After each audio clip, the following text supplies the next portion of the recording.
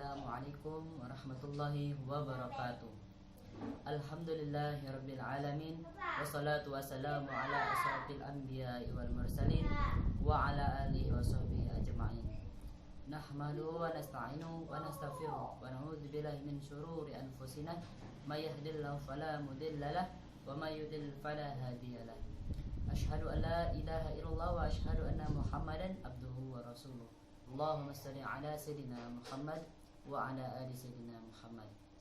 Yang saya hormati sebagai dosen pembimbing Pak Marzuki MH dan tak juga kawan-kawan yang menyaksikan video ini. Semoga diridhoi oleh Allah Subhanahu wa taala. Amin ya rabbal alamin. Pertama, marilah kita panjatkan puji dan syukur atas kehadiran Allah Subhanahu wa taala yang mana telah memberi kita nikmat, yaitu nikmat kesehatan dan nikmat kesempatan, sehingga kita bisa bertemu di video ini dalam diskusi tentang memaparkan makalah.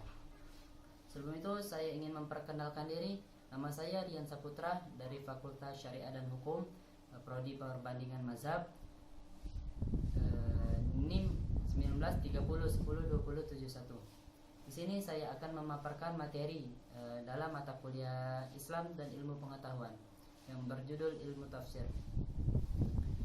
Bismillahirrahmanirrahim. Marilah kita membuka diskusi ini dengan melafazkan basmalah. Bismillahirrahmanirrahim. Langsung saja. Poin pertama di sini saya akan membahas tentang pengertian tafsir. Bismillahirrahmanirrahim. Sini tafsir secara akar kata berasal dari kata fasaroh atau fasaroh yang bermakna bayana atau menjelaskan, dan waddah yaitu menerangkan. Dalam lisan al-Arab, al-tafsir berarti penyingkapan maksud suatu lafaz yang muskil atau pelik, sedangkan al-fasar berarti menyingkap sesuatu yang tertutup. Adapun tafsir menurut pengertian istilah ialah ilmu yang membahas tentang cara pengucapan lafaz Al-Quran sesuai dengan yang dikehendaki oleh Allah Subhanahu wa taala, sehingga yang kurang jelas menjadi jelas, yang samar menjadi tidak samar, yang sulit dipahami menjadi mudah dipahami. Itu poin kedua. Ada metode tafsir. Di sini kami berangkul ada tiga dalam metode tafsir. Apa saja? Yang pertama ada tafsir bir riwayah atau bil ma'thur. Jadi tafsir bir riwayah ini adalah menafsirkan Al-Quran dengan Al-Quran atau dari perkataan sahabat. Dan yang kedua tafsir bil al-ra'yi, yaitu metode penafsiran dengan metode ijtihad atau pemilihan kesepakatan ulama. Dan yang ketiga ada tafsir bil al-isyari, yaitu di sini tertulis mayoritas ulama mengatakan bahwa tafsir al-isyari ialah penafsiran dengan tidak memfokuskan pada makna lahirnya saja atau takwil ini atau asbabun nuzul, melainkan bahwa tafsir al-isyari ini ialah dengan cara takwil Al-Quran dengan menembus makna lahirnya. Poin ketiga ada syarat-syarat menjadi seorang mufassir. Di sini kami telah merangkul bahwa syarat-syarat menjadi seorang mufassir ini ada 8. Apa saja? Yaitu yang pertama, memiliki keyakinan yang benar. Dan yang kedua, tidak mengikuti keinginannya dengan menafsirkan Al-Quran. Yang ketiga, dalam menafsirkan Al-Quran hendaknya dimulai dari tafsir Al-Quran dengan Al-Quran. Jadi didahulukan dengan tafsiran Al-Quran, baru yang lain. Yang keempat, menafsirkan Al-Quran berdasarkan sunnah. Yang kelima, kalau tidak menemukan dalam sunnah, maka hendaknya melihat dari perkataan sahabat. Dan yang keenam, kalau tidak menemukan tafsirnya dalam Al-Quran, tidak pula dalam hadis Nabi, dan tidak juga dalam perkataan sahabat, hendaknya ia melihat perkataan tabi'in. Yang ketujuh, hendaknya memahami benar-benar bahasa Arab, karena Al-Quran diturunkan dalam bentuk bahasa Arab. Maksudnya ini harus mendalami ilmu nahu, ilmu sorob tentang berbahasa Arab. Yang terakhir, yang ke-8 ialah memiliki ketajaman dalam pemahaman. Di sini ada poin keempat, yaitu ilmu-ilmu yang dibutuhkan untuk menjadi seorang mufasir.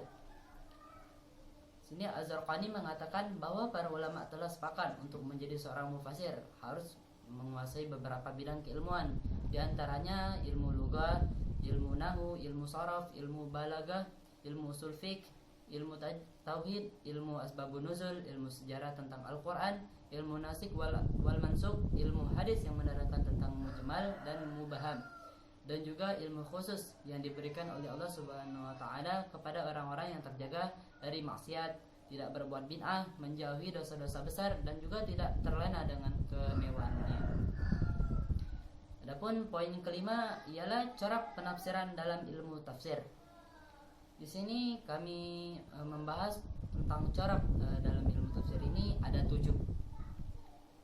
Apa saja diantaranya adalah corak kalami, corak fikih, corak tasawuf, corak ilmi, corak falsafi, corak adabi, dan terakhir ada corak lugawi.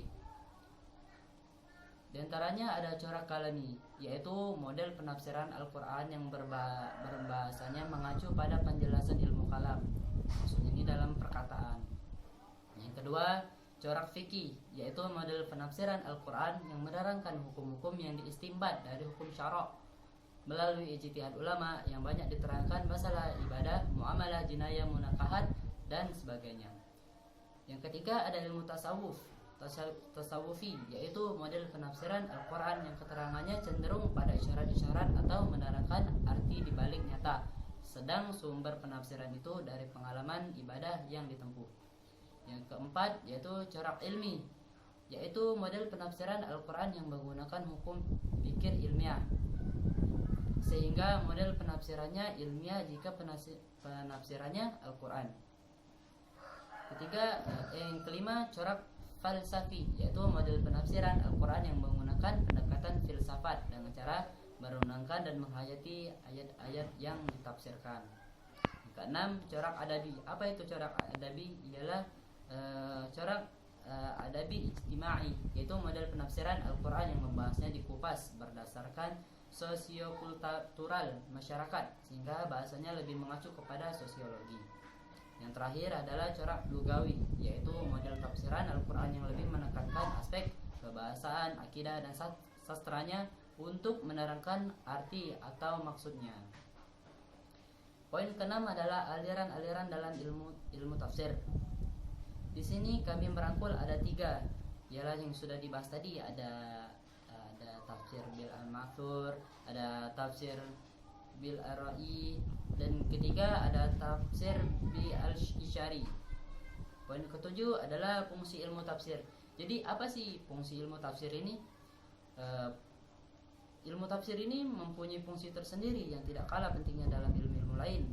Fungsi yang dimaksud mengacu pada asumsi bahwa Al-Quran banyak ilmu, maka memakai ungkapan yang sesuai dengan tingkat kepandaian manusia, dan Al-Quran tidak diketahui maksudnya dengan sekadar mendengarkan. Karena itu dibutuhkan tafsir Al-Quran untuk mengeluarkan istimbat, hukum-hukum, dan ilmu pengetahuan yang terkandung di dalamnya. Dengan begitu, maka tafsir berfungsi untuk mengetahui apa yang diisyaratkan Allah Subhanahu wa taala kepada hambanya, baik berkaitan dengan perintah, larangan, sebatas kemampuan manusia. Begitu juga dapat diketahui dengan petunjuk Allah Subhanahu wa taala mengenai akidah, ibadah, dan akhlak, agar manusia dapat hidup bahagia dunia akhirat, serta untuk mengetahui sebagai segi mukjizat Al-Quran agar dapat menambah kepercayaan kepadanya, dan lebih penting lagi untuk mengantarkan pelaksanaan ibadah yang lebih baik. Sebab tafsir berarti mencakup upaya membaca, memahami, dan mengamalkan isi kandungannya. Yang terakhir adalah kesimpulannya. Jadi kesimpulannya ialah tafsir ini adalah pengungkapan lafaz-lafaz dan yang ketentuannya sudah ditentukan oleh Allah Subhanahu wa taala, di mana menjelaskan yang tadinya tidak jelas menjadi jelas, yang tadinya samar menjadi tidak samar lagi, dan yang sulit dipahami menjadi mudah dipahami. Sekian dari saya, mohon maaf baik penyampaian materi di segi berbicaranya maupun yang lainnya. Lebih kurangnya saya mohon maaf kepada Allah, saya mohon ampun. Wallahul muwaffiq ila aqwamit thoriq. Wassalamualaikum warahmatullahi wabarakatuh.